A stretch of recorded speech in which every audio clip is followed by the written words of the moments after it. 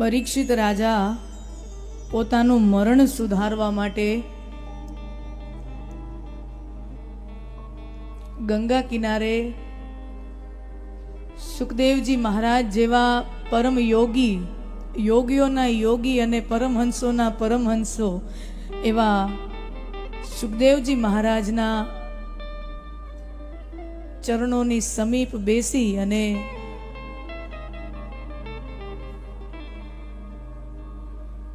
ગંગાજીની કાંઠે ભાગવત ગંગાનું રસપાન કરી રહ્યા છે.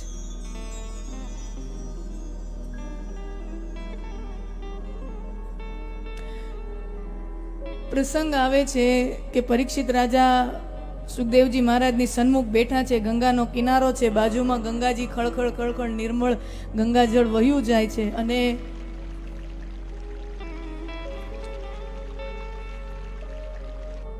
ત્યારે સ્વર્ગથી ઇન્દ્રાદી દેવતાઓ આવ્યા છે અને દેવતાઓ આવી અને સુખદેવજી મહારાજની સામે, કારણ કે દેવતાઓ સ્વર્ગના રહ્યા એટલે વેપારી માઇન્ડવાળા ખરા ને, એટલે જેણે વેપાર જ કર્યો એટલે સોદોની ઓફર કરે છે કે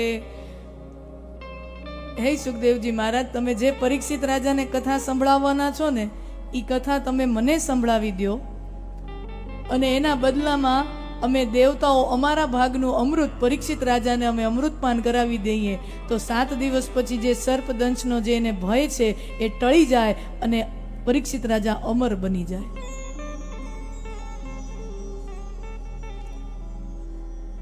અને ત્યારે જ્યારે આવી સોદાની ઓફર આવી અને ત્યારે સુખદેવજી મહારાજ જેવા પરમ યોગી ઇન્દ્ર જેવા ઇન્દ્રને પણ કહી દે, ક્વ સુધા ક્વ કથા લોકે ક્વ કાંચ ક્વ મણિર મહાન.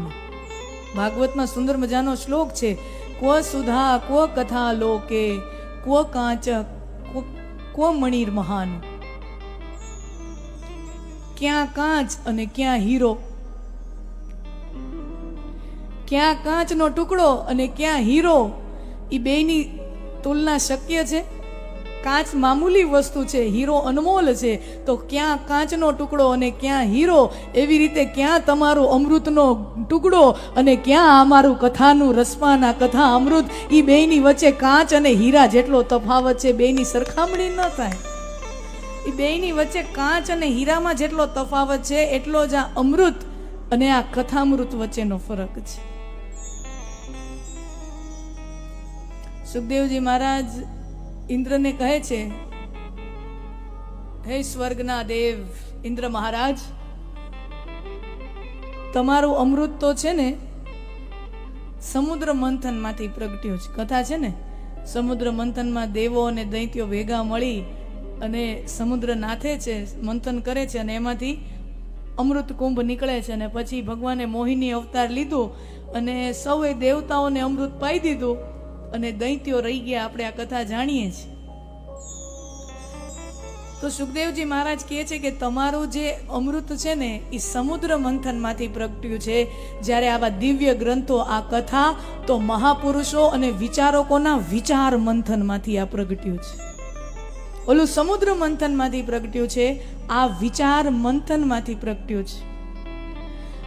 તમારું અમૃત દેવો અને દૈત્યો વચ્ચે સંઘર્ષ કરાવે છે. ઝઘડો થઈ ગયો હતો ને, જેવી રીતે મિલકતનો બટવારો કરવાનો હોય તો ઘણી વખત નથી બે ભાઈઓને સંઘર્ષ થઈ જતા, તો એવી રીતે અમૃત નીકળ્યું તો હવે કોની માલિકીનું? કારણ કે અમૃત નીકાળવા માટે તો મહેનત તો દેવો અને દૈત્યો બંને કરી છે, તો બંનેનો બરાબરીનો ભાગ થાય. તો જ્યારે ભાગલા પાડવાના હોય ત્યારે સંઘર્ષ બહુ થાય. જ્યારે પણ ભાગલા પાડવાના હોય ત્યાં સમજદારીનો જો અભાવ હોય તો સંઘર્ષ બહુ થાય, વિખવાદ બહુ થાય.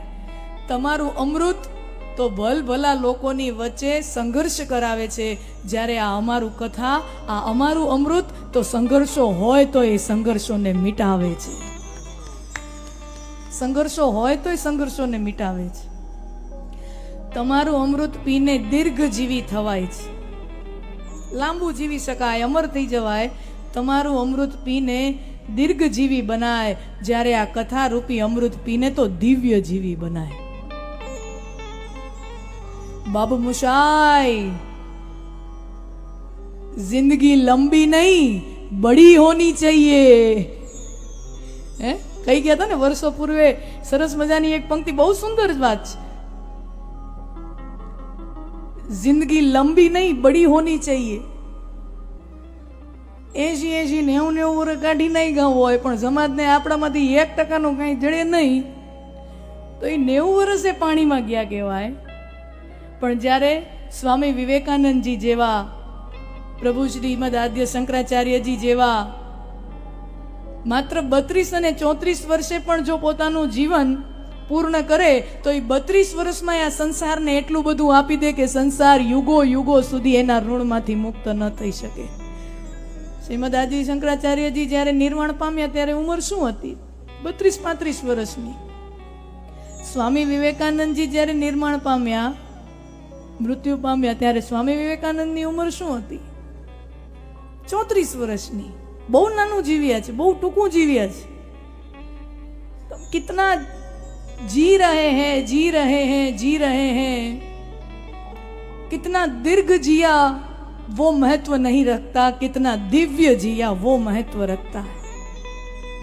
અને મોટા ભાગે એવું હોય કે ઉંમર હોય ને ત્યારે અકલ ન હોય. જોજો બધાને અનુભવ હોય છે. ઉંમર હોય ને ત્યારે અકલ ન હોય અને અકલ આવી હોય ને ત્યાં ઉંમર વહી ગઈ હોય. અકલ આવે ને ત્યારે ઉંમર વહી જાય. પણ અકલ અને ઉંમર જે બે ભેગી એક હારે આવે ને ત્યારે કોક સ્વામી વિવેકાનંદ બને, ત્યારે કોક પ્રભુ શંકરાચાર્ય બને, ક્યારે કોક પરીક્ષિત બને કે ઉંમર અને અકલ બે ભેળી આવે. હા, એ તો બહુ અઘરું છે. ઉંમર અને અકલ બે ભેગી આવે ને ત્યારે તો કોક સ્વામી વિવેકાનંદ બની જાય. બાકી મોટા ભાગે ઉંમર આવે ને, અકલ આવે ત્યાં ઉંમર વહી ગઈ હોય. પછી આપણે નથી કહેતા આ આપણને જરાક પહેલા કોકે સમજાવ્યું હોત કે પહેલા ખબર હોત. મને ઘણા બહેનો આવીને કહી જાય અમને, ઘણી બહેનો નિકાલસ હોય ને, ઘણી બહેનો આવીને કે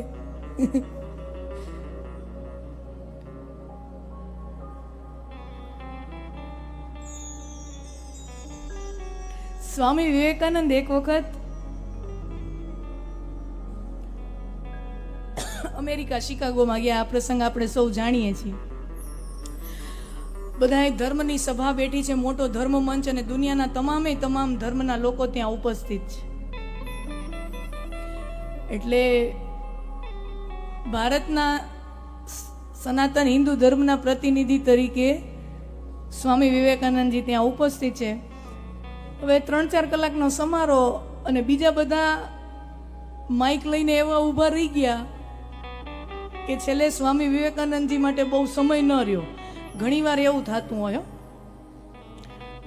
ઘણીવાર એવું થતું હોય કે મેઇન બોલવાવાળા હોય ને, વક્તા હોય ને, એ મુખ્ય શ્રોતા બની જાય. માઇક મૂકે જ નહીં, સમજ્યા? માઇક મૂકે જ નહીં. ખબર નહીં, આની લોકોને લાલચ બહુ હોતી હોય છે. એટલે અમે તો જ્યાં જઈને ત્યાં અમને પકડાવી દે. અમને ઘણી વાર એમ થાય કે અહીંયા કોઈ બોલવાનું ન કે તો સારું, અહીંયા અમને સાંભળવું છે. કારણ કે જ્યાં હોય ત્યાં માઇક પકડાવી દે. એટલે ક્યારેક સાંભળવાનો લાવવો હોય. એટલે આ વસ્તુ જ એવી છે, સમજ્યા? જેના હાથમાં આવી જાય ને પછી કોઈ મૂકવાનું મન ન થાય. એટલે મારો તો નિયમ, જો મને કોઈ એમ કીધું હોય ને કે તમારે 2 મિનિટ બોલવાનું છે તો આપણે 2માં 2 સેકન્ડ ઓછી હોય ને ત્યારે આપણે માઇક પૂર્ણાહુતિ કરીને આપી દઈએ. બાકી લંબાવીએ નહીં. આજ સુધી કોઈ દાખલો નથી કે આપણે લંબાવ્યું હોય. આ પછી આયોજકોનો જ ભાવ હોય કે દીદી થોડીક વ્યવસ્થાના આ રીતે આમ આટલી ચલાવવાની છે, આમ છે, તો અલગ વાત છે. બાકી આપણને જે સમય આપ્યો છે, કોઈ પણ અનાજનો કણ અને કોઈ પણ વ્યક્તિની ક્ષણ ક્યારેય બગાડાય નહીં, કારણ કે એ બહુ કિંમતી છે. અનાજનો કણ અને સમયની ક્ષણ, આનો બગાડ ન કરાય, બહુ કિંમતી છે.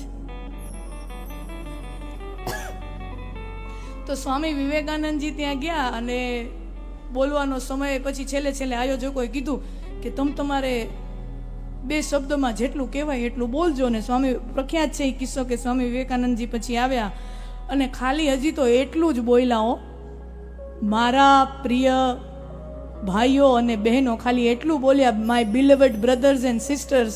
ત્યાં તો અમેરિકાની સભામાં હજારોની સંખ્યામાં લોકો બેઠા હતા, બધા પોતપોતાની ખુરશીમાંથી ઊભા થઈ ગયા.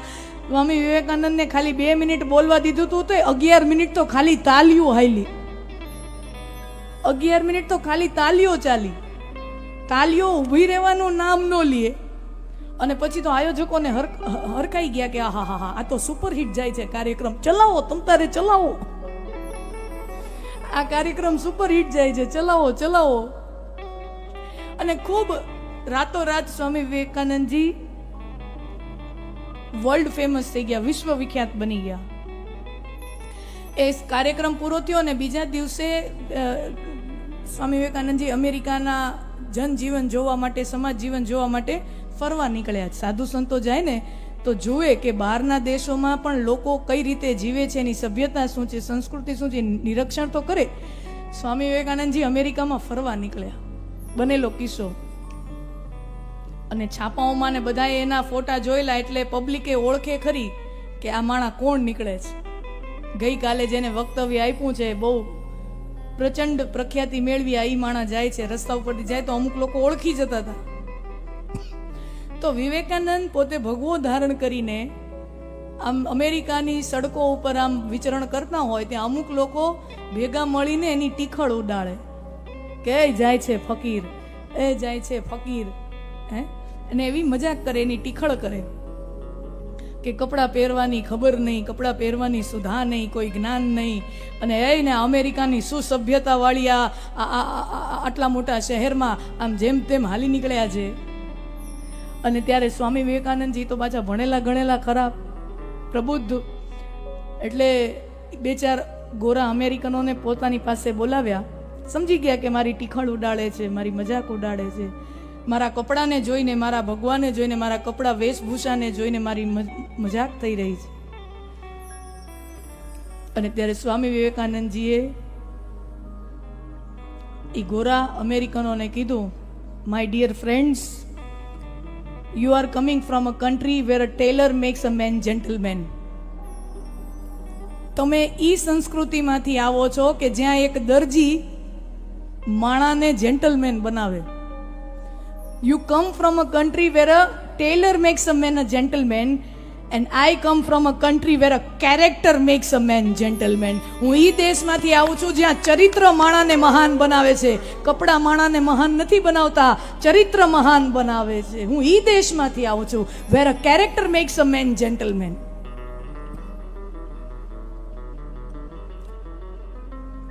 व्यक्ति की बाहरी अवस्था का हमारे देश में ज्यादा महत्व नहीं दिया गया है, उसकी आंतरिक समृद्धि पे बहुत जोर दिया गया है.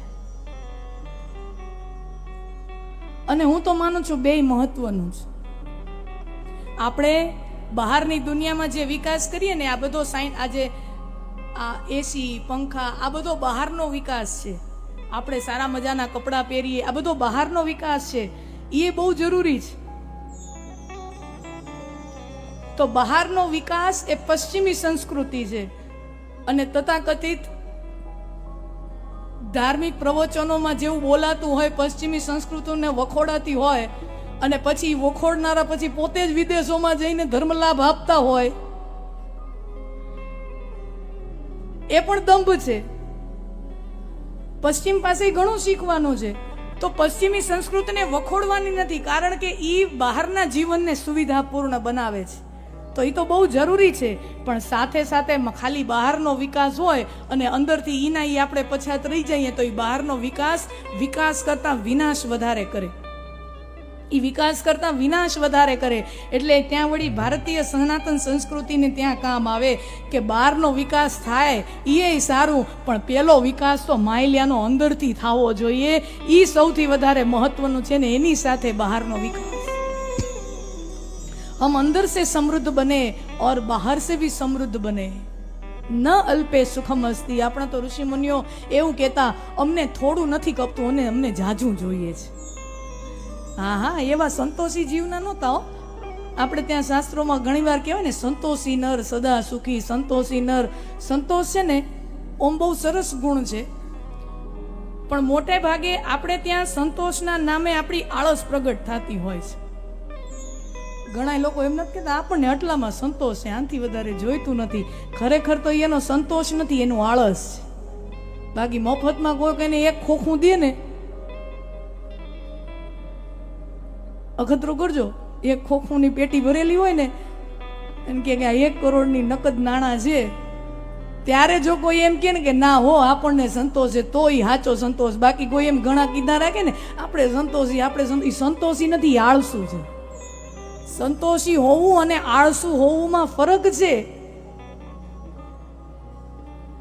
સંતોષ કોને કહેવાય? मेरे पास 56 भोग पड़े हैं लेकिन बस मैं अभी तृप्त हूं. મને મને મને સંતોષ થઈ ગયો, મને હું ધરાઈ ગયો છું, હવે નથી જોઈતું. આપણી પાસે હોય નહીં અને આપણે એમ કહી દઈએ કે આપણને સંતોષ છે, તો એ સંતોષ નથી, એ આળસ છે. ઓલું નો अंगूर खट्टे हैं, ये अंगूर खट्टे हैं नहीं. તો પરીક્ષિત રાજા આ બધું છોડી, આસક્તિ છોડી અને સંતોષ ધનને જ વૈભવ માની, અને સાચો સંતોષ. અને તમે જોજો જે મહાન બન્યા ને, ત્યાગીઓ બન્યા, તમે જોજો પરીક્ષિત રાજા હતા અને તેને ત્યાગ કર્યો, એટલે એનો ત્યાગનો મહિમા થયો. મહાવીર સ્વામી ભગવાન અને ભગવાન બુદ્ધ બંને ક્ષત્રિયો હતા, રાજાઓ હતા, રાજા પુત્ર હતા અને રાજકુંવરો હતા. રાજા હતા અને પોતાની રાજગાદી અને રાજપાટ છોડ્યું, ઈ ત્યાગ કર્યો, એટલે ભગવાન કહેવાયા. कुछ था और छोड़ा तब त्याग का महिमा है. अब जेब से ही ठन ठन गोपाल हो, जेब में कुछ है ही नहीं और फिर हम बोले मुंड मुंडाए भय सन्यासी, वो सन्यास का महत्व नहीं है, वो त्याग का महत्व नहीं है. कुछ है और छोड़ने की हिम्मत है, કાંઈક હતું અને એ મૂકવાની હિંમત હોય ને, ઈ ત્યાગનો મહિમા હોય જ નહીં. ઘરમાં અન્નના ભંડાર ભર્યા હોય અને એકાદશીનું વ્રત કરો ને, તો એ વ્રતની મહિમા છે. પણ ઘરમાં જો અનાજની કોઠીઓ ખાલી પડી હોય ને, અમે ભૂખ્યું રહેવું પડતું હોય, એવી મજબૂરી હોય, અને કોઈકને આપણે એમ કહીએ કે અમારો વ્રત છે, તો એ વ્રત નથી, એ મજબૂરી છે. એ મજબૂરી છે, એ ભૂખ વેઠવી એ મજબૂરી છે, व्रत नहीं. व्रत उसको बोलते हैं जहां पर सुविधा है लेकिन हम उस सुविधा का त्याग करें, उसे व्रत कहते हैं. उसकी महिमा है.